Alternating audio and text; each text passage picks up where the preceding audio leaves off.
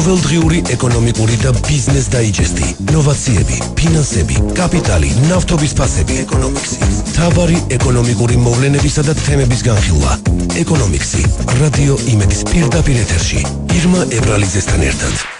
ბიზნესსა და ეკონომიკის სიახლეებით ეთერში ეკონომიქსის სტუდიაში ირმა ებრალიძე მუშაობს დილო მშვიდობის. საბანკო სექტორში ერთ-ერთი ყველაზე მსხვილი გარიგება შედგა TBC ბანკი რესპუბლიკას ყიდულობს, ამასთან TBC-ის მენეჯმენტი კიდევ ერთი ბანკით დაინტერესებას არ გამორიცხავს. ხდება თუ არა TBC მონოპოლისტი და რა ბედიელით რესპუბლიკა ბანკის კლიენტებს და თანამშრომლებს. ახლა ჩვენ საშუალება გვაქვს პირდაპირ ეთერში TBC ბანკის დირექტორის მოადგილეს გოგა თხელიძეს გავესაუბროთ. ბატონო გოგა, გამარჯობათ.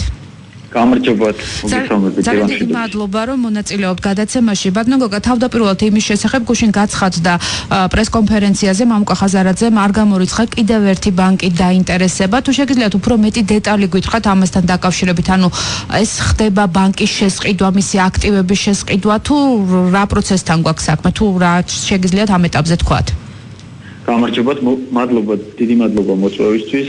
პირველ რიგში მინდა იულოცო კიდევ ერთხელ TBC ბანკის და რესპუბლიკა ბანკის კლიენტებს და თანამშრომლებს ამ ტრანზაქციის დასრულება, რომელიც მათ უქმნის კიდევ ახალ შესაძლებლობებს, როგორც საბანკო, ისე უფრო მსხვილ საფინანსო მომსახურების სფეროში. რაც შეეხება თქვენს კითხვას, როგორ გითხრათ ახლა აქტივების შესყიდვის პროცესი ძალიან ბუნებრივი პროცესი არის საბანკო სექტორში და საქართველოს გამონაკლისი არ არის არც TBC. TBC ბანკმა გასულ წელსაც მოახდინა პორტფელის შეძენა პროგრედიტ ბანკისგან, ამ წელს ჩვენ ვასრულებთ ახლა შეძენას პროგრეს ბანკის აქტივების და პასივების, ანუ მუდმივად უყურებთ საინტერესო წინადადებებს, საინტერესო შესაძლებლობებს. ხო, მაგრამ იცით რა მინდა რომ განმარტოთ, რომ აქტივების შეძენა დავუშვათ არ ნიშნავს იმას, რომ თქვენ ხომ არ გიყიდიათ დავუშვათ პროგრეს ბანკს არა, პროგრედიტ ბანკზე ვიძახი. იყიდეთ პორტფელი, ხო? ანუ ეს არ ნიშნავს აი ეს რომ განმარტოთ, რომ გაჩნდა საზოგადოებაში ესეთი შთაბეჭდილება, რომ კიდევ ერთი ბანკი ისევე როგორც დავუშვათ რესპუბლიკა იყიდეთ თავის ყველაფრით. არა, ეს შემიძლია დაგიდასტუროთ, რომ ბანკის შესყიდვაზე აქ საუბარი არის. არის მხოლოდ აქტივების, რომელსაც განვიხილავთ ამ ეტაპზე. და ბანკს ვერ დაასახელებთ. ვერ, ბანკს ამ ეტაპზე არ გვაქვს. მაშინ ვისაუბროთ რესპუბლიკასთან დაკავშირებით, დაგეგმილია თუ არა ბანკის რებრენდინგი, ანუ რჩება ბანკი ისე როგორც იყო თავისი ლოგოთი, თუ მოხდება TBC-ის ლოგოს ქვეშ გაერთიანება და რაც მთავარია, რაც კლიენტებს აინტერესებს რესპუბლიკა ბანკის კლიენტებს, მათთვის რა შეიცვლება? მადლობა. მოდი დავიწყოთ ბოლო ნაწილი თქვენი შეკითხვის. TBC ბანკის და თქვენ გულისხმობთ რესპუბლიკა ბანკის კლიენტებს. დიახ, რესპუბლიკა ბანკი, არა, რესპუბლიკა ბანკის და თავისთავად TBC-ის ბანკის კლიენტებსაც გულისხმობ, იმიტომ რომ მე ვარ თქვენი ბანკის კლიენტი და მაინტერესებს. ძალიან კარგი. მოდით მაშინ ზოგადად რო თქვათ, ორივე ბანკის კლიენტებს ეხლა აქვს შესაძლებლობა მიიღონ უფრო მეტად კომპლექსური შემოთავაზებები, უფრო მეტად გაძლიერებული გუნდისგან.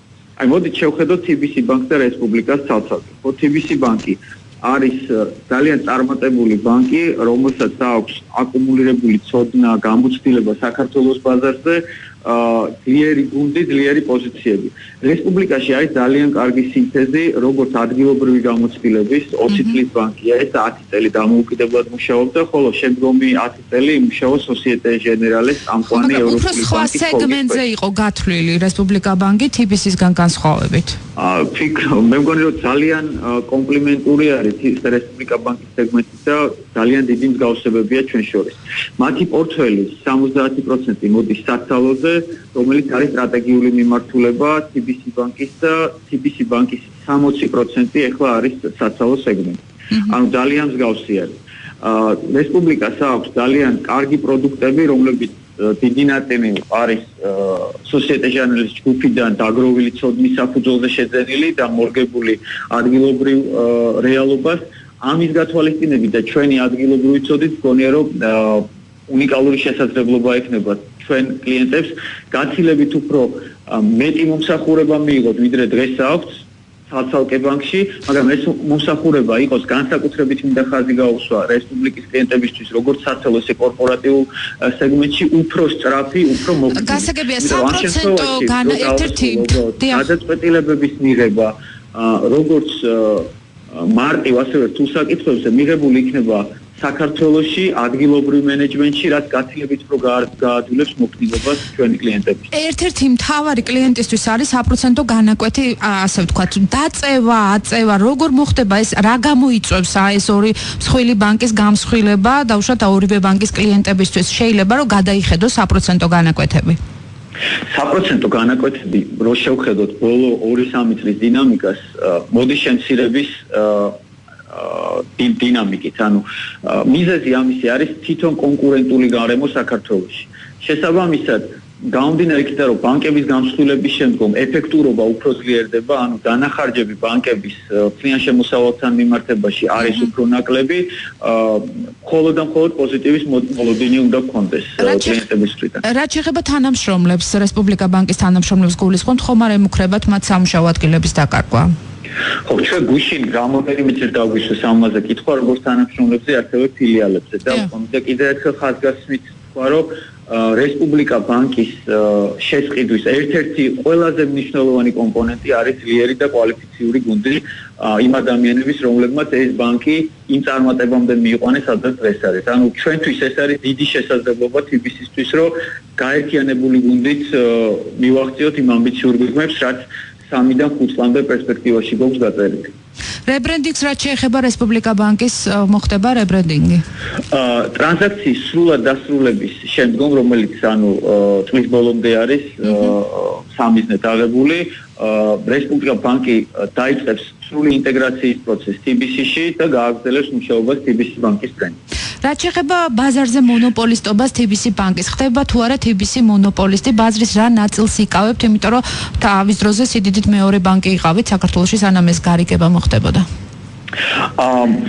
მონოპოლისტები არ ვხვდებით, მეცაც გეტყვით, რომ ბევრ პოზიციაში ჩვენ ისევ ნომერ მეორე ადგილი გვიჭირავს, მაგალითად თანამშრომლებზე და ფილიალებზე რო საუბრობთ, ჩვენ გაერთიანებულ ორ ბანკს გვექნება 170 ფილიალი და მოცვით მესამე ბანკი ვიქნებით საქართველოში.